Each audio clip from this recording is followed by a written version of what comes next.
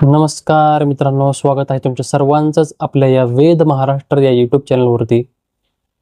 तर मित्रांनो, तुम्ही सगळ्यांनी बातम्या ऐकल्याच असतील की जे पंजाबचे गायक आणि अभिनेते आहेत दिलजीत दोसांझ यांचा एक मित्रांनो सिनेमा आला होता काल परवा 2-4 दिवसापूर्वी. त्या सिनेमाचं नाव होतं सतलज. तर मित्रांनो, हा सिनेमा जो आहे तो प्रदर्शित झालेला होता झी5 या ॲपवरती. म्हणजे हा OTT प्लॅटफॉर्म आहे. तर ह्या OTTवर प्रदर्शित झाल्या या सिनेमाला मित्रांनो सरकारने IT रूल्सचा वापर करून या सिनेमाला OTT वरून हटवले. तर मित्रांनो, या सिनेमामध्ये असं काय दाखवलेलं होतं की सरकारला IT रूल्सचा वापर करून या सिनेमाला OTT वरून हटवावं लागलं. तर आपण मित्रांनो हेच आजच्या व्हिडिओमध्ये बघणार आहोत. तर मित्रांनो, हा जो सतलज हा सिनेमा बनवलेला आहे, सुरुवातीला मित्रांनो या सिनेमाचं नाव ठेवलेलं होतं ते म्हणजे पंजाब 95. हा सिनेमा मित्रांनो 2022 मध्येच तयार झालेला होता, परंतु रिलीज त्यावेळेस करता आलेला नाही.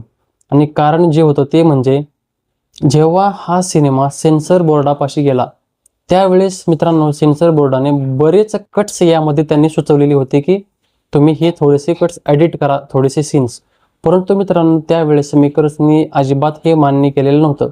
तर मित्रांनो मेकर्सने काय केलं, तर मेकर्सनी मित्रांनो टायटल नाव चेंज केलं. पंजाब 95ला रिनेम करून त्यांनी सतलज हे नाव ठेवलं आणि हा सिनेमा त्यांनी OTT वरती रिलीज केला, म्हणजे झी5 या ॲपवरती. आणि जसा तो मित्रांनो या प्लॅटफॉर्मवरती आला, सरकारने लगेच मित्रांनो याला IT रूल्सचा वापर करून या सिनेमाला हटवले. तर मित्रांनो, जसवंत सिंग खालरा कोण होते, ज्यांच्या आयुष्यावरती हा चित्रपट तयार केलेला होता? तर मित्रांनो, जसवंत सिंग खालरा हे होते ह्युमन राईट्स ॲक्टिव्हिस्ट. मित्रांनो, तो काळ आठवा 1984चा काळ, 1985चा काळ. त्यावेळेस मित्रांनो पंजाबमध्ये दहशतवाद खूपच वाढलेला होता आणि त्या काळातच मित्रांनो 1984 ते 1995 पर्यंत खूप सारे फेक एन्काउंटर्स हे पंजाबमध्ये झालेले होते. जसवंत सिंग खालरा यांनी पंजाबच्या प्रत्येक राज्यामध्ये जाऊन असे आकडे गोळा केले की किती फेक एन्काउंटर्स आहेत, किती जणांना पोलिसांनी एन्काउंटर्स करून मारलेला आहे. असे खूप सारे त्यांनी आकडे तयार केले, डेटा गोळा केला, जागोजागी त्यांनी भेटी दिल्या. असं काही वेगळं घडलं की त्यांचीच किडनॅपिंग झाली आणि त्यांचाच एन्काउंटर झाला आणि त्यांना मित्रांनो पोलिसांनी मारून नदीत फेकून दिलं.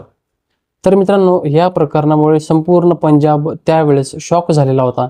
तर मित्रांनो यामध्ये सहभागी असणाऱ्या 4 पोलीस अधिकाऱ्यांना 2005 मध्ये जन्मठेपेची शिक्षा ही सुनावण्यात आली.